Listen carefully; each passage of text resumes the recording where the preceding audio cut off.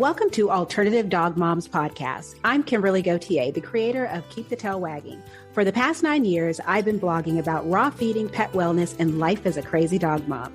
I've seen massive improvements in my dog's health since I started raising my dogs naturally, and I'm passionate about sharing my experience to help other pet parents. I'm Erin Scott. For the past 9 years, I've been researching and learning everything I can about healing cancer, allergies, autoimmune, and mystery illnesses in both my dogs and myself, and I can't wait to share with you everything I've learned on this journey. As the Alternative Dog Moms, we're bringing you all the latest dog health news that we're following and sharing the tips, tricks, and resources we learn along the way. Now, let's get started.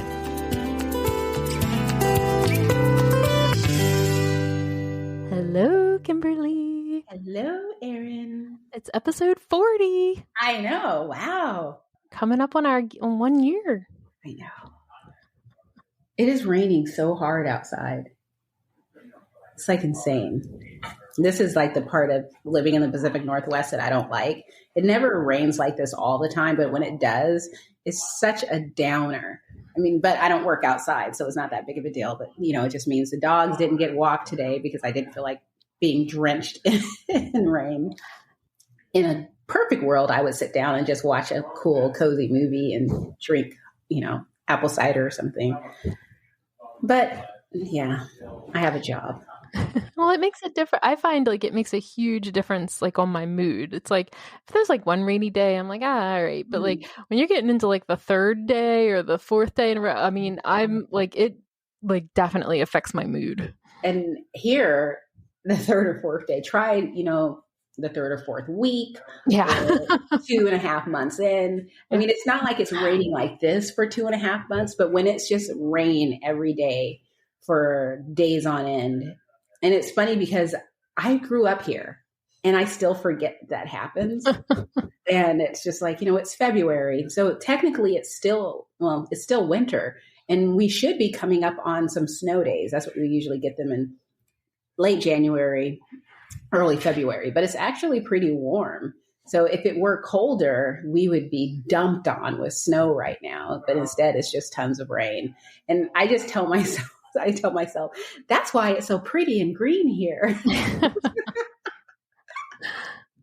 Well, we have not had any snow here in my part of the mid-Atlantic, which is very strange, very unusual. We had no snow the whole month of January. I think that was like the first time, you know, on record or something. So, wow. and it's been like 50 degrees. It's supposed to be like 60 degrees on Thursday. Now, I don't mind. I'm not going to complain, but like, you know, I don't know what this says, if anything, about the, you know, health of our planet and whatnot. Yeah. What are the polar ice caps doing? Yeah. It's like, oh my gosh. I mean, I have no idea. But yeah, so we took the day off, no walking. We just, you know, the dogs hung out in the house. I have a puppy underneath my feet chewing on a ball. Everyone's sort of mellow. Oh, Zoe did go and have blood work today. I don't have the results yet, but she has her dental next week. Oh. And since it's Dental Health Awareness Month, I actually purposefully scheduled it for February because my dentist offers a discount during February. I was going to ask that. Yeah. But I've spent the past few weeks really using the Mad About Organics oral dental spray on her teeth. And one tooth I got nearly cleared up and the other tooth is sort of a third of the way there. So my whole goal is just to make it so that she doesn't have to be under for long and they can go in, knock out a little bit of work and then be done. So Nino has gorgeous teeth, I will say. We always struggled with Penny's a little bit, and Teef, the probiotic that we added to their water, that made the biggest difference with Penny, like to where our vet was like, oh, her teeth look better. I will try that out because that would be amazing. I mean, Apollo's teeth are gorgeous. All of Zoe's teeth are gorgeous except for those 2 back canines. And I actually think the reason why they're problematic is because, you know, having Scout, when, you know, my focus was on Scout for so long that it just threw off our rhythm. And I am a schedule person. Where, you know, I have certain things going every single day. And I had 2 days a week that were bone days. for the dogs. And I hadn't done that in a year. And so I think we need to get back onto our schedule. So we're starting up with small bones. Bella had her first duck foot last week. It took her forever to eat it. I don't know if she knew what. She knew it was food, but she just wasn't sure what to do. And so she just kept trying and trying. So I just had her it was me and her because I didn't want her to be pressured by the other dogs or just start running around the house with a duck foot in her mouth. So I brought Apollo out and gave him one too. And so he just took it and laid down and she just sort of had it in her mouth. And it was really cute. So she just watched them and then she just laid down and had at it. And it took her about 5 minutes or so. It took her a while to get into it. So it won't be a part of her meals yet because it takes her too long to eat one. But it will definitely occasionally get her a nice treat. If I can get her to stay on like a blanket or a towel while she enjoys it.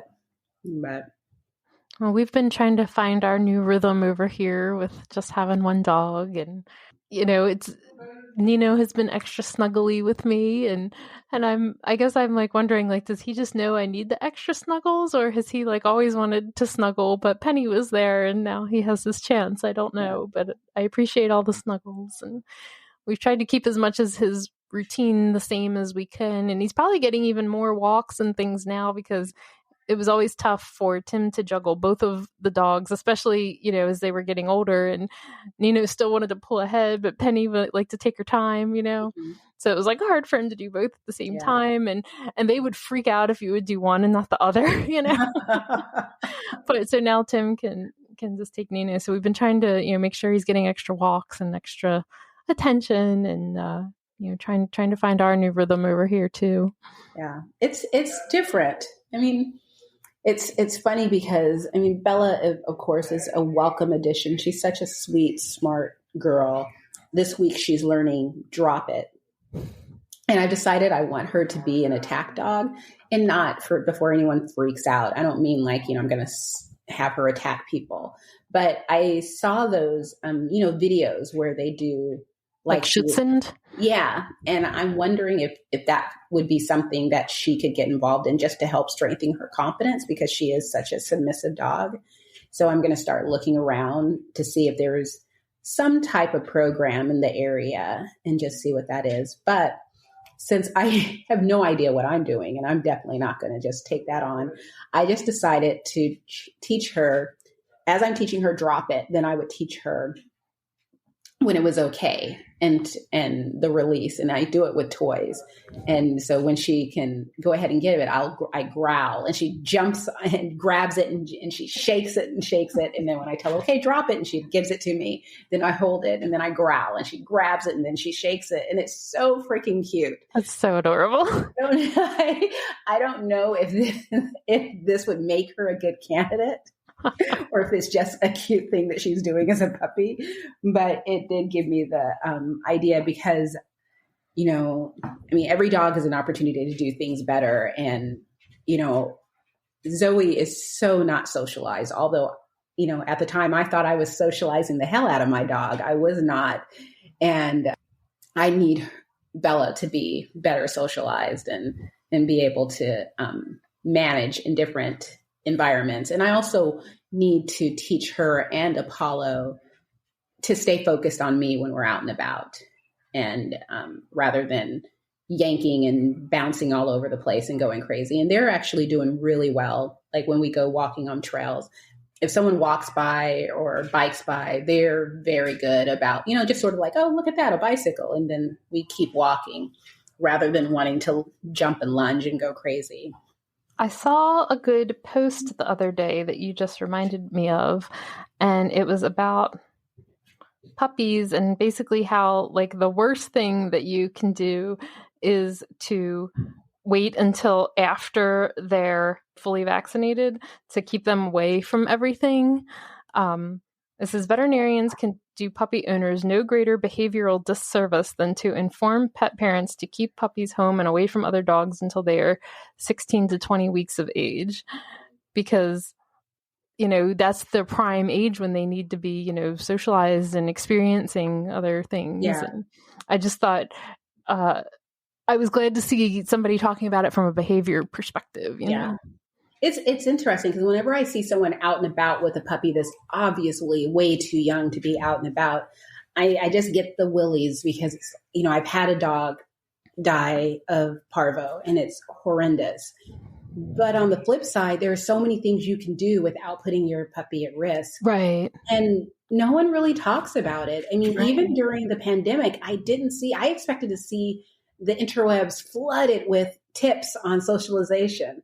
And I didn't really see much of anything. And I don't know if it's just because what I follow just didn't come through my feed or if people just weren't talking about it. But, years ago, I was talking to someone from the New York ASPCA, and I was interviewing them about litter mates. And one of the things that they said there is that they take their puppies out. They have a big stroller. They put them all in the stroller and they just walk around the city so that they can be exposed to the sights, the sounds, the smells, but they're not on the ground where they're going to be at high risk of picking up some type of disease. Right. And, and that's always stayed with me where, when it came to Bella, I mean, when we adopted her, when we brought her home, she was fully vaccinated. She has all of her puppy vaccines. So I didn't have that much of a concern for her, but I still like to sometimes put her in the car and just take her places with me as I'm running errands. If all the errands involve places where she can go inside, then I just go ahead and take her with me just so that she can get used to the car and not, because she still has like this weird thing about the car. I don't know what it is. And her siblings have it too, which is another thing. I think it's such a great idea and I'm so grateful to our rescue, Save a Mutt, for connecting all of the pet parents who adopt within the same litter, because, we have a message chain and then all of us as adopters are in part of a group. And whenever anyone talks about their dog, they always mention this is a litter that my dog is from. So you can still connect with people. And plus, since we're local, we can do puppy meetups. But the cool thing is comparing notes. And we're finding that a lot of the dogs from this litter are afraid of the car. And, because with Bella, I have to just pick her up and put her in the car. She won't get in on her own. When she loves to leave, she loves her harness. If I get the leash, she's ready to go. But the second I turn to the car, she's like, nope, I'm going back inside. I'm not. And the other ones are the same way. She's also a toy hoarder. So all of them have a bed that's filled with dog toys and our stuff too. So, and that's something that all of the puppies are doing. And there's a few other things that they're all doing. And it's kind of fun that they have all of these little things in common. Nino does many of those things also. Nino hates the car. He hoards all the toys. Like, we went to get into bed last night and there was 3 red balls and a stuffed ducky, And I'm like, sometimes I'm like, the inmates are running the asylum, I mean, it's just, she's a joy and she's so much fun. But yeah, back to the teeth. Everyone's teeth are gorgeous. In fact, when I took Apollo in last week, they looked at his mouth and they're like, his teeth are gorgeous. And I was kind of like, well, he's only 4. So there isn't enough time for any damage to happen. But I don't know what the dogs that he sees look like. Yeah. I have friends who feed kibble. Actually, I would say probably 90% of my local friends feed kibble. And all of their dogs' teeth are gorgeous too. And I wonder if it's also part of living in a rural area where they're running around, they're chewing on various things. And they still get like bones and stuff because people raise their own animals and stuff. So they'll throw out bones for their dogs. And so they still get that. But yeah, you would not be able to look at our friendship group of dogs and tell which ones were raw fed and which ones were kibble fed. Oh, interesting. Yeah.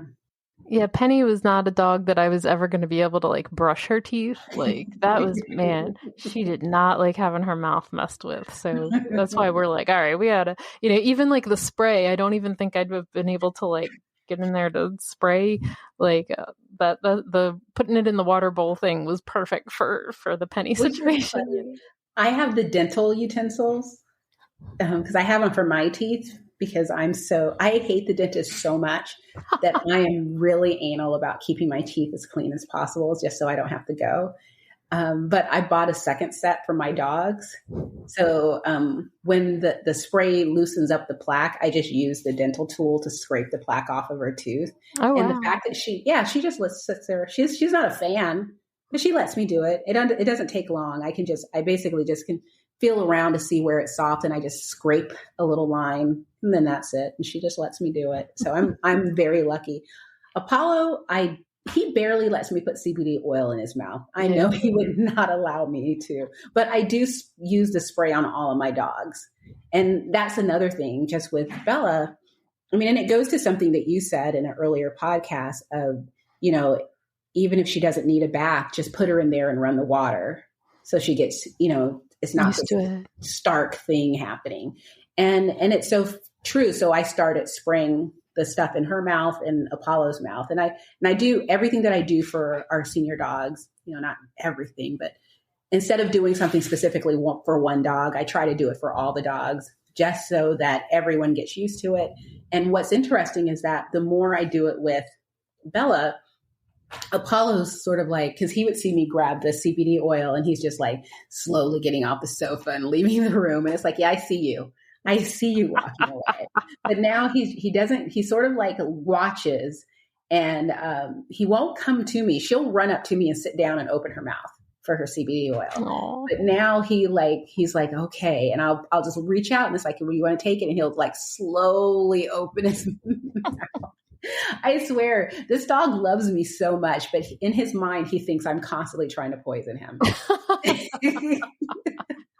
Well, we had a form of CBD for Penny that was in like a capsule format, and like we would constantly be finding them that she had spit them out of her bowl and like across the room or something. And I'll be honest, I still haven't like completely cleaned up her like area from where she ate her last meal, and I'm probably gonna end up getting ants there one day if I don't. But I don't know, I weirdly just like seeing everything there looking normal. And but like Tim had moved stuff back there to like wipe up the floor and all that, and found like two more like we had a good laugh that like turned into a little bit of a cry, but it was a laugh. It took me an hour to move Sydney's bowl and put it away. Or did I say an hour? A year. It took me a year to do it. With Scout, it was a little easier because first I didn't do it for months. And then one day I was just like, you know what, I'm going to clean this. I was cleaning up everyone's bowls because I have the kneader feeder. So you take all the parts apart and you wash everything. And when I finished cleaning all the bowls, I was just sort of like, okay, I'm not going to put this back. But I brought it back down recently because Bella's gotten bigger. And so she has to been down too far to eat from the ground. So she now has a big girl bowl. And I gave Zoe has her brother's old bowl, and I gave Zoe's bowl to Bella, and I'll probably switch him out again when Bella becomes full grown. I don't know if she's going to be an 80-pound dog or a 60-pound dog. It depends on who you believe. There's a website that allows you to estimate how big, that's Bella drinking water. She's a loud drinker too. But there's a website that you put in some information and it gives you a prediction. And that they told me, 70 to 80 pounds. And then Embark Vet, because I had her DNA done, gave me 60 pounds. So now it'll be interesting to see which is right. Hey, quick question for you. Are you someone who wants to be fit, healthy, and happy? And what if I told you could get your dream body by simply just listening to a podcast? I'm Josh. And I'm KG, and we're the hosts of the Fit, Healthy, and Happy podcast. Listen, we get it. Fitness isn't easy. Carbs, no carbs. Just stop, okay? It doesn't have to be that complicated. And that's why we made this podcast. We get straight to the facts so you can become your best you. So the way to check us out is click the link in the show notes or search Fit, Healthy, and Happy podcast on any of the major podcast platforms. We'll see you soon. Did you learn anything else interesting from the Embark? No. The thing that I'm really bummed out is and maybe they still have it. I need to do some research, but they used to have this thing called a wolfiness score. And it told you like how much wolf was in your dog. And like Apollo, out of all of our dogs, has the highest because of the husky. He has the highest wolfiness score.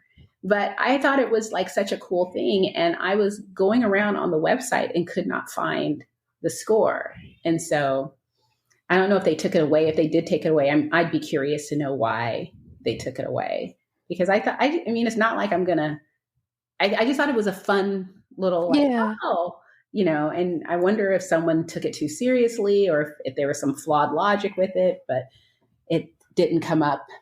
Or maybe I completely missed it and it is there, but I have to look for it. But yeah, the only thing that it really told me were the two things about, you know, she's prone to have low liver values on her blood work. So if her values come in normal, they actually, for her, might be high. So it still needs to be looked into. And because of that, you know, I already stock up on, well, I stock up on a lot of things, but I use the liver tonic from Adored Beast Apothecary. And I alternate that with Herb Smith's Milk Thistle and then another brand. I have both of those. RX Vitamins, Hepato Support.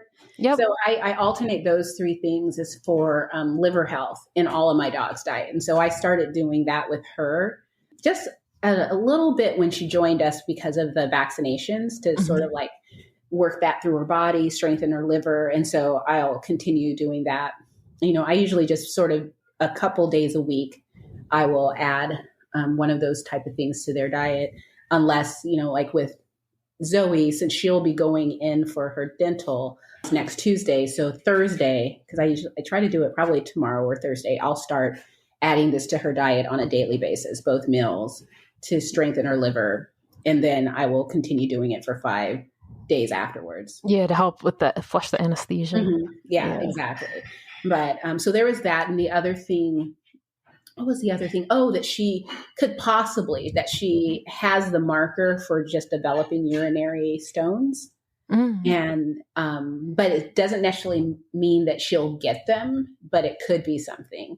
So, I mean, it's just like one of those, well, that's something I get to learn up on and see, you know, like what types of foods or things that I can add to her diet to keep that from happening. I don't know if it's something like, you know, like if you know, like foods, treat like. So, you know, if you have a liver disease, eat liver. I don't know if it's something where there's something in the body for animals that I could start sourcing, like especially from my local butcher or the guy that slaughters the animals around the area. If I can get that part of the animal and start grinding that up and adding it to her diet or I don't know. I don't know. Of the bladder. I know that there's bladder treats. I'm laughing because I just don't know what Johan does like while we're recording. What's so funny is that the door is closed and it feels like he's right behind me. Like, did you ever see that thing called Stomp where they would like make percussion instruments out of like, you know, trash cans and all? And I'm just like, is he practicing like Stomp in the background? And it's just like, it's so hilarious. What's funny too is when he opens and closes cabinets, sometimes it's like he's mad. I'll walk into the room and it's like, are you having a bad day? Because it's like, slam, slam. He's like, no, I'm not. And I'm just like, okay. But yeah. What's funny is that this house was completely silent before I got on this. And then now all of a sudden dogs are drinking water. The cat's meowing like it's dying. And then it's just like, but yeah, so I'm pretty excited about the whole dental thing. And yeah, and I have like a huge inventory of real dog box stuff that I really need to get through. So I'm giving my dogs chews at least twice a week to just to work on that. And once Zoe comes back with pearly white teeth, I'll be able to then, and heals and feels comfortable, then I'll be able to, you know, get her back on a schedule. I think the only thing that I am wondering, and I know the answer to it, is, you know, after like the few days when she comes back, if I should just take her off of raw and feed her cooked for a few days while her gums heal, depending upon what any damage that would. B, because I just don't want any additional bacteria getting into her mouth while she's healing. And so I always keep cooked food on hand just for that purpose. And I have a couple of raw food brands that you can actually cook lightly as well. Darwin's is one. We Feed Raw is another one. So that's something I wouldn't have ever really thought about. Yeah, I think about weird stuff like that all the time. The reason why I think about it is because I have a traditional vet. And I feel like traditional vets are always trying to find a way to get you to stop feeding raw, even if it's for a few days. So I just have it in my head. I bet you they're going to be like, and so, with the raw, and I'll just be like, oh, no, I'll feed her cooked for the rest of the week. And they'll be like, oh, okay, thank you. Yes, that's what you should do. Well, it's funny you say that because I went into one of the retail pet stores that I frequent a couple of days ago and was chatting with the owner, and he was actually mentioning something to me about just how frequently he gets asked about the grain-free foods and the DCM situation. Mm-hmm. And apparently there's like a particular veterinarian in the area who really takes issue with the whole grain-free foods. And, it was just a reminder to me of like conventional veterinarians, what, other people with, average, typical pet parents are facing and dealing with, and how they get questioned and start to doubt themselves, and just how much, like, he's like, we literally get this question like multiple times a day, like that people are concerned about this. And it was just like this reminder to me of like, oh, that's still a thing. Because in my mind, it hasn't been a thing, What's so funny is that, everyone was like, see, the FDA is dropping it. Da, da, da. And I'm sitting here looking around at people and I'm like, well, wait a minute. So is it resolved? Have they determined that, grain-free has nothing to do with the DCM cases?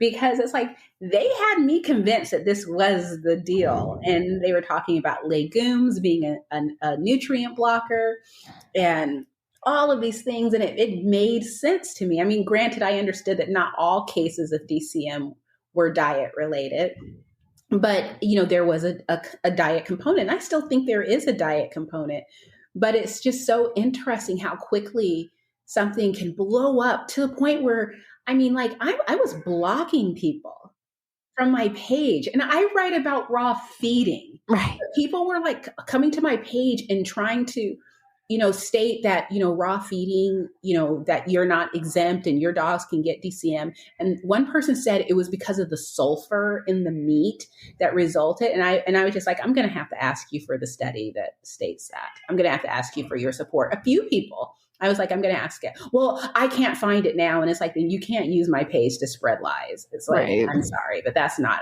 appropriate.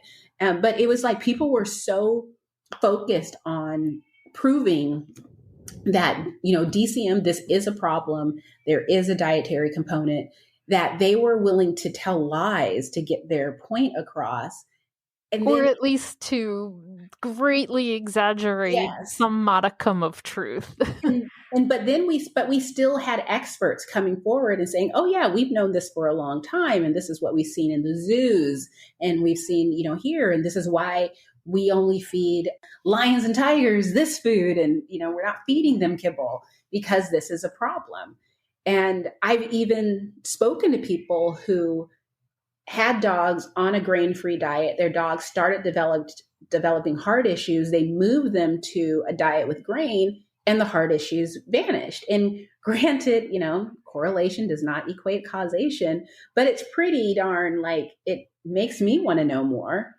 And I even got to a point where I was speaking to a woman whose dog was on a ton of medication, had heart disease.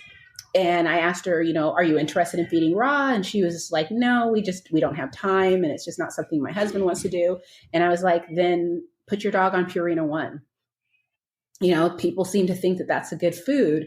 And I remember Rodney doing a food comparison and Purina One because it was the highest in amino acids.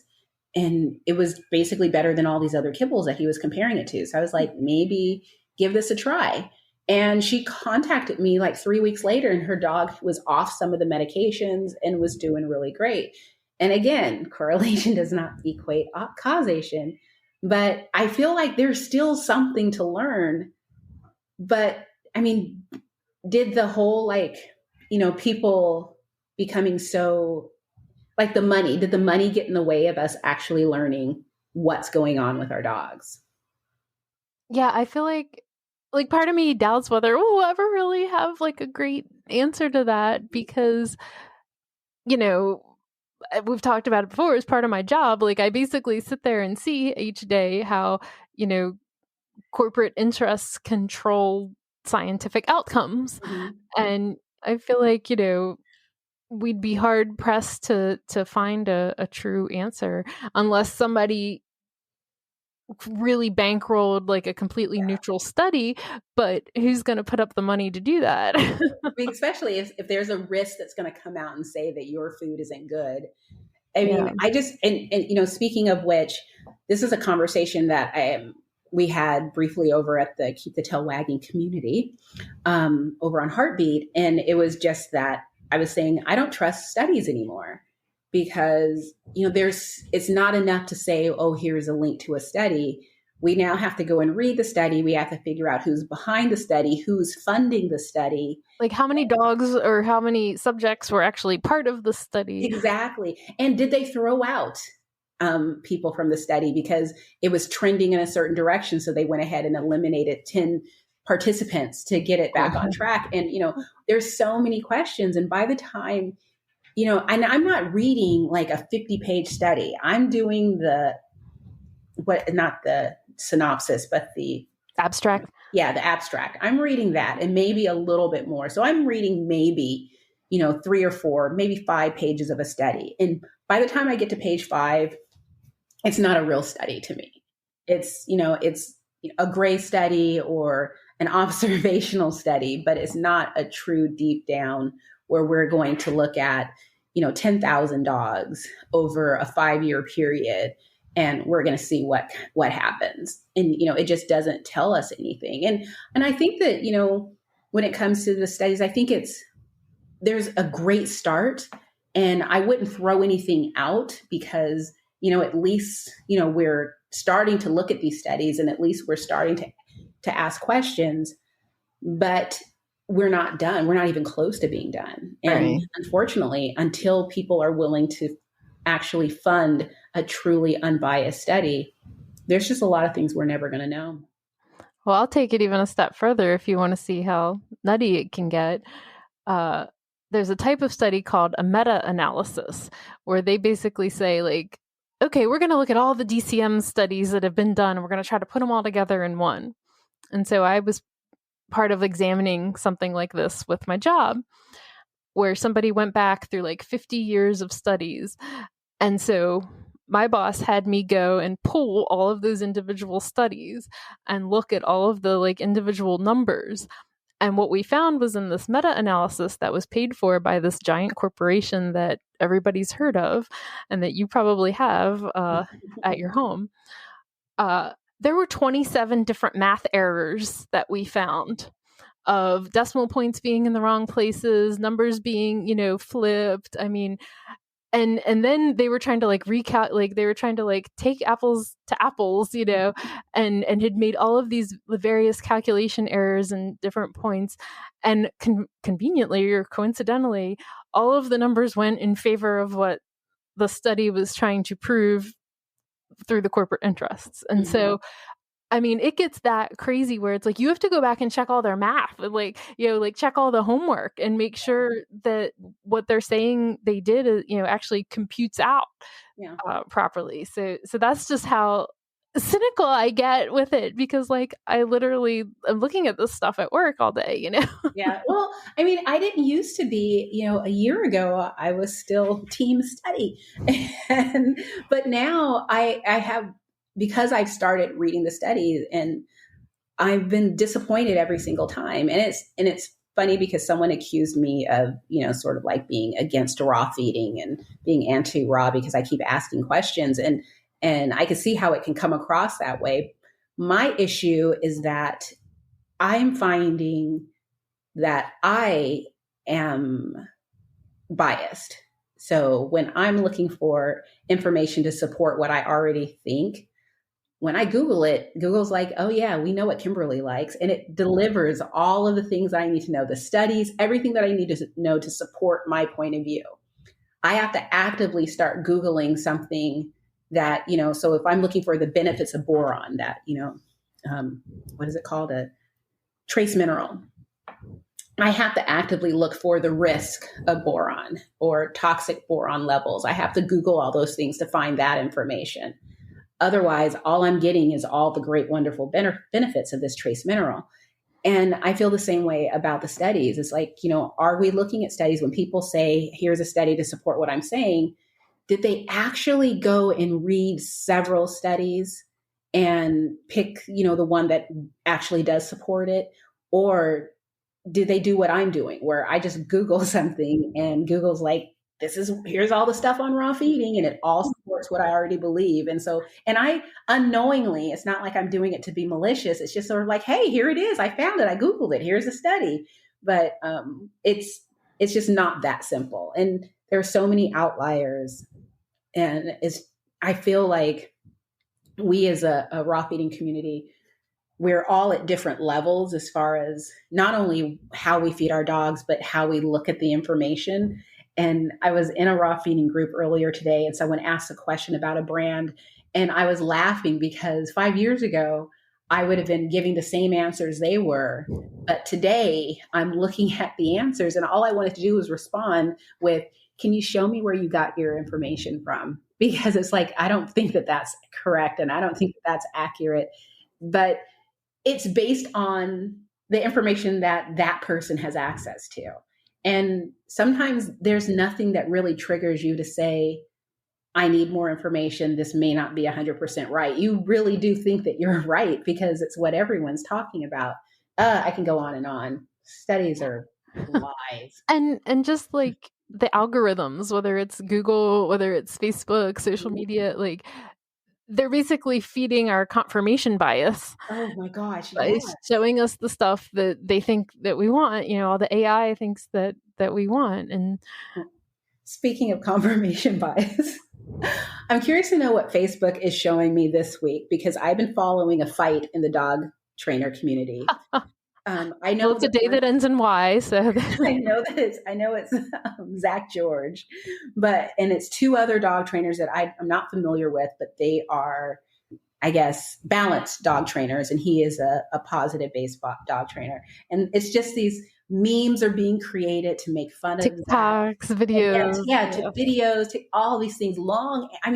The answers, these people are posting like responses to each other that are books. Yes. Like Zach did one where at the bottom of it was tons of links to pages where this is where you can find the support for all of these things. And I'm just like, okay, so as a person who is on social media for my business, this is a stupid thing to say, but it's sort of like, how much time do you have? What are you doing? Aren't you supposed to be training dogs? Do you guys just have this like in a file where it's like, oh, well, we're fighting about this today. Let me go to that file and pull out. Well, maybe they do. It was so detailed. It was like astounding. And I'm sitting here watching this, dust up, and I have no idea what they're fighting about.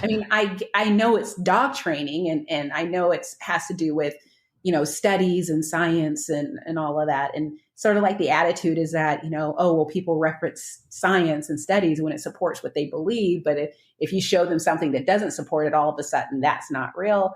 And that's the same all across the board. But it was one of those things where I'm just sort of like, I don't follow any of these things, but Facebook has said, hey, Kimberly, here's something for you. And I was just like, this is really interesting stuff. I think on one hand, I have no idea what's going on, but on the flip side, it is really interesting reading what they have to say. The downside is that everyone is saying it from their point of view. So I have no idea how much of this is accurate and how much of it is just someone's bias feeding their confirmation bias. And that's where they're getting their information from, is just everything that supports what they already believe. But it's been fun following along. Yeah. I mean, this has even shown up in my feed too. Like I knew exactly what you were talking about. It's like, yeah, it's just, the memes were just hilarious though, because I was just like, can you imagine being so famous that people just start making memes to make fun of you? I mean, it's It's like my worst nightmare. I can't say how Zach George feels about it. I don't know how I would feel about it, but I'm sitting here like, wow, can you imagine if all of a sudden I woke up one day and they were just memes of me? I mean, I've never seen that in the pet community before. I've never seen like Rodney Habib memes. There are several little Zach George memes that are going on. Or maybe what it is that everyone else, we're kind of like, we do the vague booking.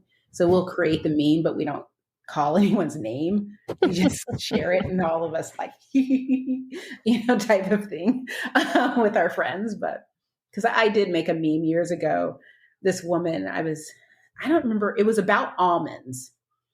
And I don't know if I had given my dogs almonds or if it was a discussion where someone had given their dogs almonds. But someone joined a discussion and lost her ever living mind, because she was like, almonds are GMO and they're toxic and you have to peel the skin off if you're going to feed them to your dogs. And I was just like, what? You peel this, what? And so remember that meme with the cat and the two ladies from the Real Housewives? Oh yeah. I've used that to make a meme about peeling the skin off of almonds. I should have used that guy from Silence of the Lambs, actually. That would have been a better one. But it was just sort of like, every time I think that I'm the crazy dog mom and maybe I'm going too far, I think of this person who's somewhere peeling skin off of almonds before she gives them to her dog as a treat. How do you feel about the term dog mom? I think it's an enjoyable, appreciable way for us to express our love and connection with our animals. Yeah, I never thought I would lean into the dog mom thing, but I totally have.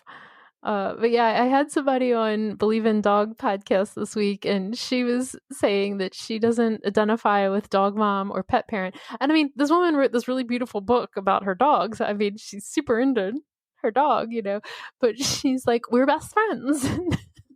We do what best friends do. And I was best friend. And I don't know, that really made me giggle for some reason. But yeah, like I have friends who I know who like would never identify as like dog mom or dog dad. And I don't know, I'm just like, at this point, that's what I am. Well, it's like, it's a cute thing, because,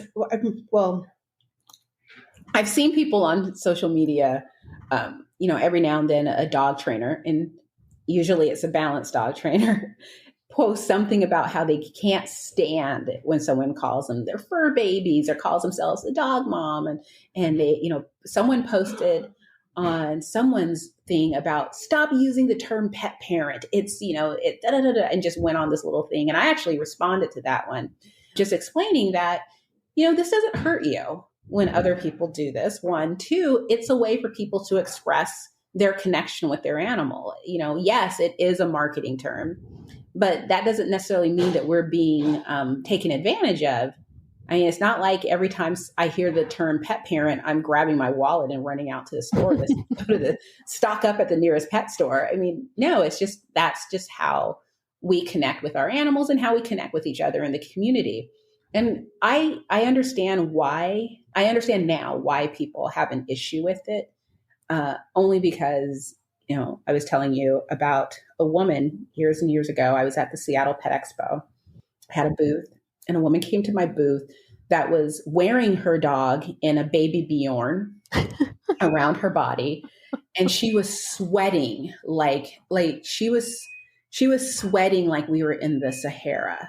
And her dog was just licking the sweat off of her face. Oh, it was the most awful. And I don't have a poker face, so I just froze. And so I look like a complete just crazy person as I'm trying to look smiling and pleasant and act like I don't see what's happening before me. And I don't have questions, because I had lots of questions. So whenever someone complains about, dog mom, I hate when people say that, I think of this woman, like this woman who's wearing a baby Bjorn for her dog that could walk. But, and it's just like, okay, I kind of get where they're coming from. I just wish that people would stop with the, I'm going to go to someone's page and jump in the comments and tell them how cringy it is that they said, because I don't understand what person A, how they reference themselves or refer to their dogs, how that in any way impacts person B's life. I mean, there's so many things that people say to and about each other that if I gave it any deep thoughts, I would probably be in a corner rocking. It's just like, I just can't be bothered. Well, I've always I like dog mom and I like pet parent because I've tried to move away from saying like dog owner, and because I've seen people talk about like how they don't like that term and what it, implies and stuff. So I was like, yeah, I get that. And I will tell you, like my fur baby like makes me cringe a little, but like I'm totally fine with like dog mom and pet parent and I like best friends too. But, because there's such a caretaking role and I guess that was one of the things I appreciated that Lisa was sharing was that she's also someone who was never interested in like having her own children and she was never looking to be like that, have that caretaking kind of role. But then, having an aging dog really made her fall in love with, that kind of caretaking role in a way that she didn't expect. But and so that's why I like the dog mom and pet parent things, because to me it does signify like that caretaking role. Yeah. I mean, I just don't think it's that, we have really cool t-shirts, we have mugs and hats that I basically walk around with a uniform of, yes. I have stay-at-home dog mom one right now. I just walk around and mine is, I run on coffee, dogs and cuss words. I actually don't drink coffee. I just love this because it's long sleeve and cozy. But yeah, I mean, it's like it informs the entire world where our, allegiance is. It's our dogs.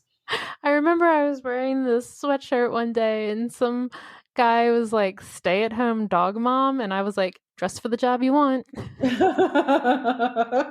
So good. That's so good.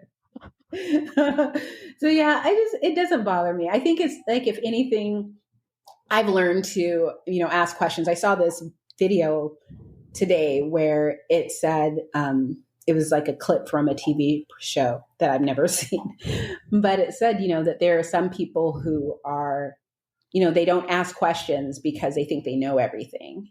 And so there are people who are curious and there are people who are judgmental, and the people who are being judgmental, well, they don't ask questions. They're not curious anymore because they think they know everything. And so now they just sit around judging other people. And I was just like, oh my God, there are so many aspects of the world that phrase just completely explains to me. And that's kind of how I feel about, when people judge others for using words, or like even when people judge someone for pushing in a stroller. I mean, I used to think that, come on, it's not a doll. It's not a baby. But then I have a friend who has small dogs and she travels with her dogs and she likes to go to farmers markets and stuff. And because she has small dogs, it's easier for her to hold them. Like if she just had one dog, to have it up on her, like in a backpack. Because they get trampled on. Yeah, exactly. And so it's like, oh, okay, well, that makes a lot of sense. And, but it's, her dogs also go hiking, like intense hikes into the mountains with her. And, she does all kinds of things with her dogs. So I don't have any type of question about whether or not she's treating her dogs like dogs. I think for me personally, instead of like harping on the term dog mom, I think the bigger discussion should be about avoiding humanizing our dogs. Right. And that's the discussion that we should be having, because again, like same thing with socialization. A lot of people think they know what socialization is. But, you hear conversations. I heard one at the vet this morning that I had to bite my tongue, because it's like, you are not going to talk to strangers. You are not going to talk to strangers today. Today, we're just going to sit here and focus on your dog. But someone was talking about how great her dog was socialized and, and because she takes her dogs to, and it's basically So basically you're teaching your dog to get attention from strangers when it's like, that's not socializing your dog. That's basically, getting your dog to be reactive, because every time they see a human being, they're going to freak out when they get stressed because you didn't allow them to run over and say hello. And that may not be true, but that was my experience with Rodrigo.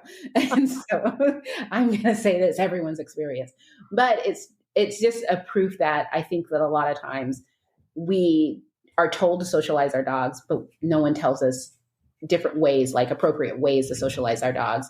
And, we're told to not to humanize our dogs, but we're also not told, what does that mean? How far does that go? My dog sleeps in the bed with me. Is that me humanizing my dog, or is it just giving him a comfortable place to sleep?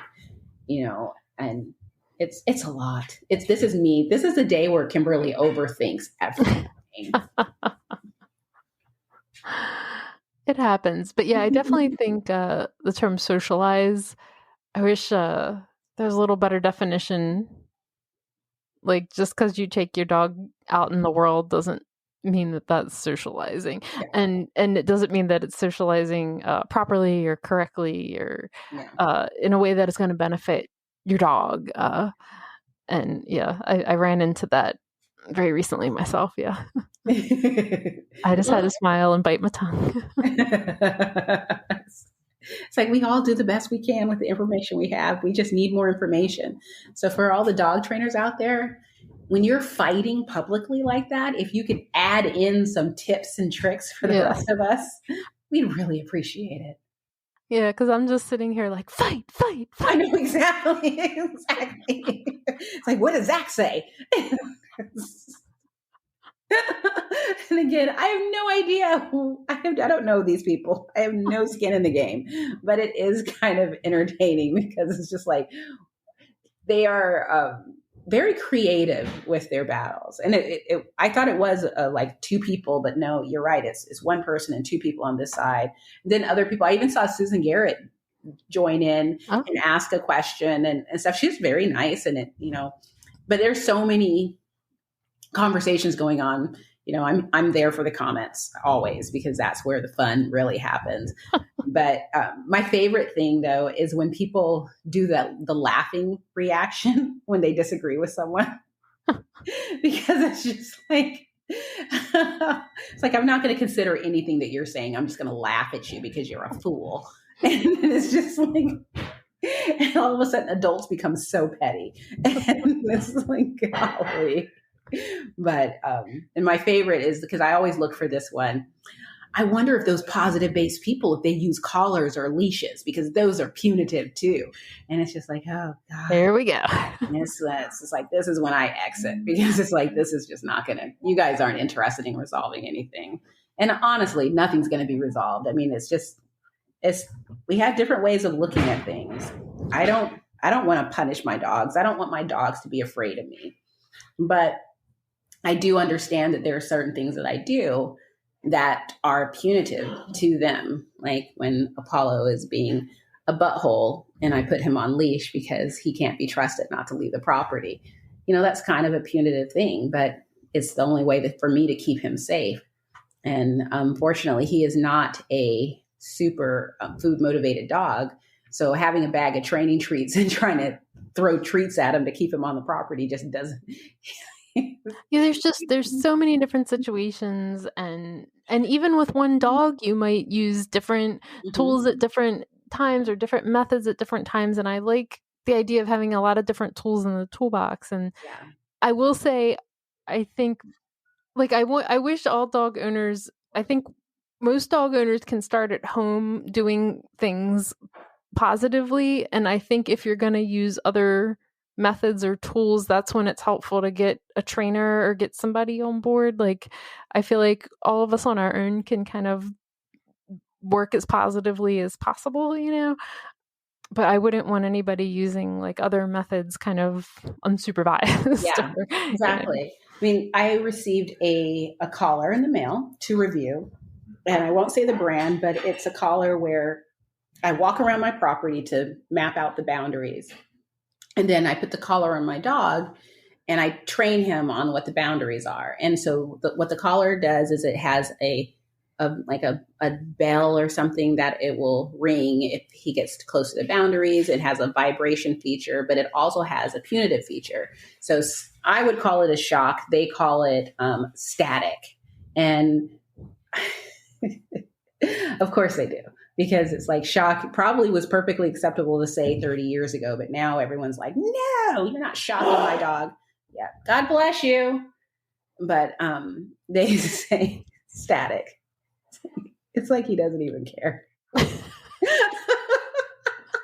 He makes no effort to be quiet while we're recording. He's like not even trying today. It's like, it's fine by me. But so I got the collar, and I was going to do the review, and I was going to try it. I just wasn't going to use the punitive part of it. But then when I started thinking about me putting this out there and doing a review and stuff, even if I don't use the punitive part, dealing with the people who are just going to focus only on the existence of it. You know, I can say that, hey, I'm using this collar to show you that you can use it successfully without using that. That won't be enough for them, because their attitude is going to be, just for the fact that you're promoting this means that you're promoting punitive, da da da da. You can already hear it. Yeah. It's just like, I started thinking about just, dealing with that, and it's just not worth it. So I contacted the company and said, I'm going to put this into a UPS box and ship it on back to you, and explain that it's just not worth it to have this conversation again. And, you know, I've had it when I've shared a picture, and in the picture, the dog was wearing some type of training collar, and you always get, it's not everyone, it's actually a very small minority, but they're so aggressive in getting their point across, and they don't sleep. Apparently, yeah. And they will not stop until you block them. And it's too exhausting. It's not worth it to have those conversations. And it's so off-putting, and it so doesn't make anybody come around to your perspective. You know, like, it basically does not accomplish your goal. It creates the opposite effect, where people are so off-putted, you know, put off, that like they're like, whatever this person is nuts, and I don't want anything to do with it. And yeah, I mean, that's basically how I feel. I mean, because I have questions. I choose not to judge people for the things that they do, simply because I don't know. I mean, it's not my place. I don't believe that training collars are a good fit for my dogs. I don't want my dogs. I don't want to shock my dogs, or to give static, or whatever you want to call it, to get my dogs to behave. I want them to do it because this is what they want to do. I don't mind like the vibration and the sound, sort of like the, hey, you're getting close to the boundary. I think that's fine. But it's just going back and forth where we are completely incapable of just having a respectful conversation, understanding that we may not change each other's minds, but we can still sit down and have a conversation and lay out the information so that everyone walks away more informed than they were when you started. But that's never anyone's goal. The goal is to beat you over the head with judgment and their facts until you acquiesce that they're right, you're wrong, and you're going to do things that they want to do. And I still just laugh at the woman who sent me a list of approved dog trainers that I'm allowed to share content from. And came back like a week later to say, I haven't seen you respond to this list, and I haven't noticed you sharing anything, as if that was completely appropriate. And it was just, so, I mean, it comes down to, and going back to this argument with the dog trainers, no one's actually interested in changing each other's mind. I think they understand that they're not going to change each other's minds. But on the flip side, it doesn't appear that anyone's interested in at least considering an alternative point of view. And, one person did invite the other to sit down and have a conversation. I don't know if that's going to happen or not. Some people say that, no, he's more into advertising and being popular than having a conversation. And it's like, shots fired. I mean, this is like just the worst, in my opinion, of social media, and why I shy away from it at times, Yeah. It is what it is. So there have been a couple cool new things that I wanted to make sure everybody has on the radar. Dr. Judy Morgan launched her podcast last week. So she released her first episode last week and then her first interview this week, which is with the woman from the spa. Oh, yay. I love her.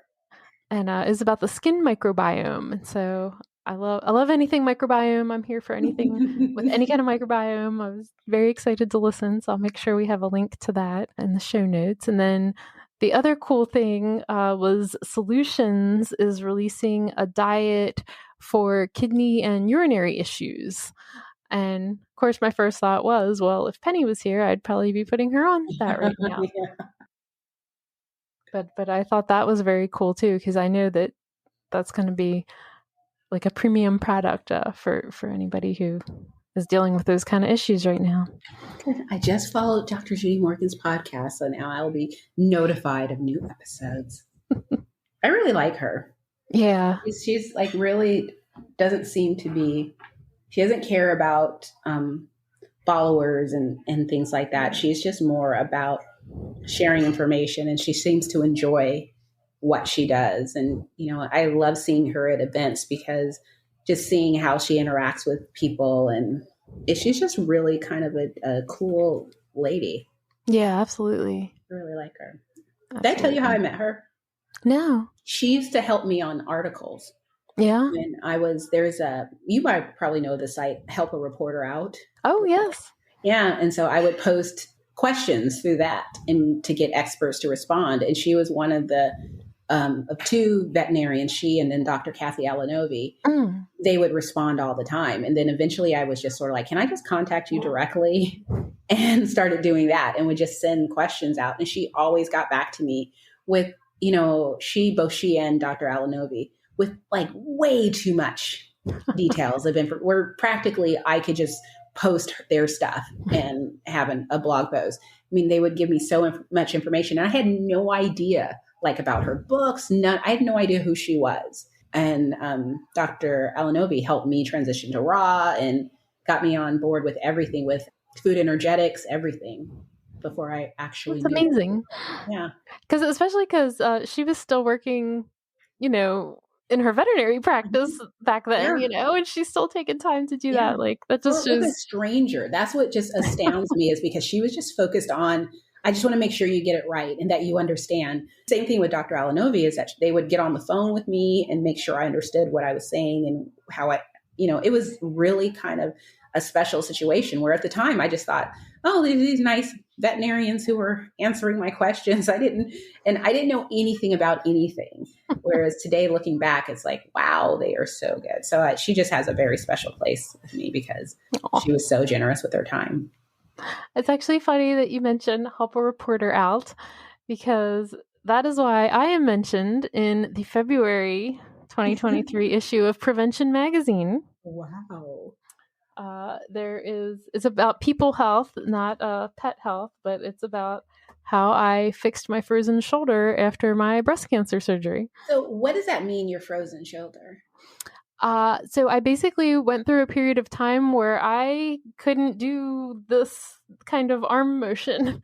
Like, I couldn't put like my coat on or like reach for a glass in a cabinet. I basically had all of this like scar tissue from having the lumpectomy, and then they also take out some of your lymph nodes from like your armpit area. And so all of that developed into this perfect storm of scar tissue that restricted how I could move my arm. And how did you fix that? Well, I did a bunch of things. I started with like massage and physical therapy and dry needling, which hurts more than anything I've ever experienced in my whole entire life. Acupuncture.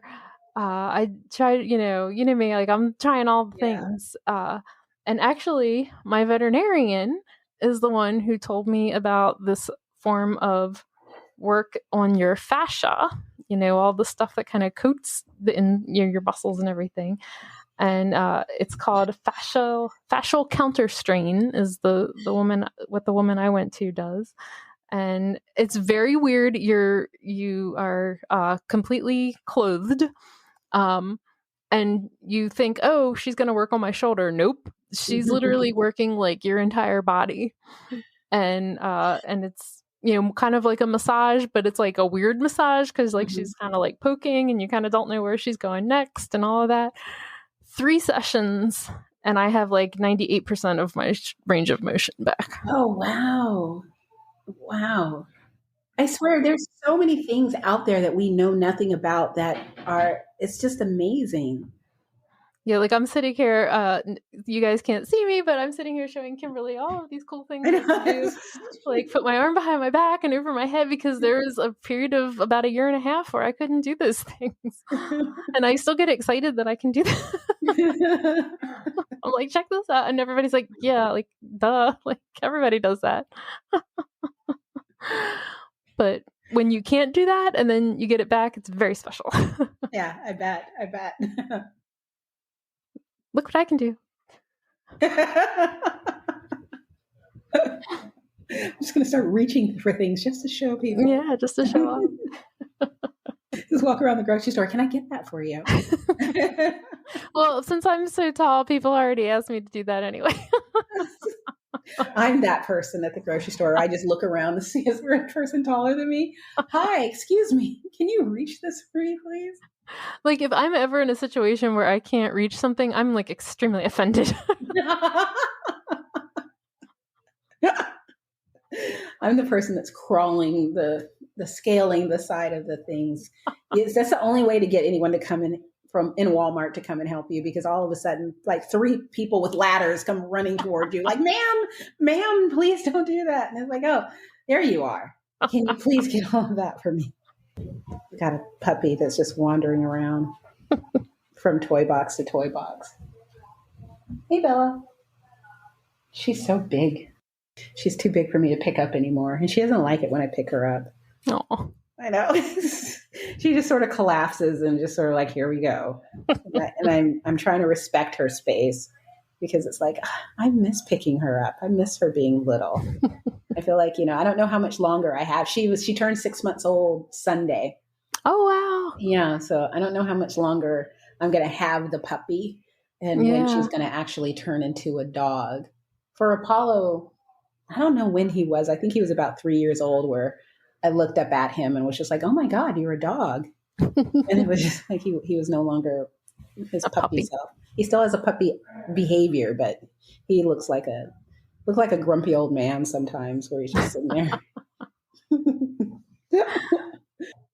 I don't, Nino's he was 2 when we adopted him, but he has never liked being picked up at all. He's a little bit of a submissive urinator. So if there's ever some kind of situation where he has to be picked up, like when he was like limping a few months ago and we were trying to prevent him from jumping off the bed and we would pick him up and then he would just end up urinating on the bed and then we were changing the sheets constantly and that was a whole thing. Oh. And sometimes when he gets excited, like when Tim gets home from work, he basically just has to kind of ignore Nino for a few minutes because if he gets down and starts going like, hey buddy, he gets like so excited that he's like peeing. And That's Bella. I take her before the dog walker arrives. I take her outside to go potty, or else she'll just piddle all over the entryway while she's saying hi to the dog walker, who she loves. She loves him so much. She's such a good girl. She really is. She's the best puppy. She's healthy and she's happy, and it's all I can ask for. That's all you can ask for. That's all I can ask for. So, yay. Well, it was wonderful chatting with you, my friend. Always a pleasure. Until next time. See you later, guys.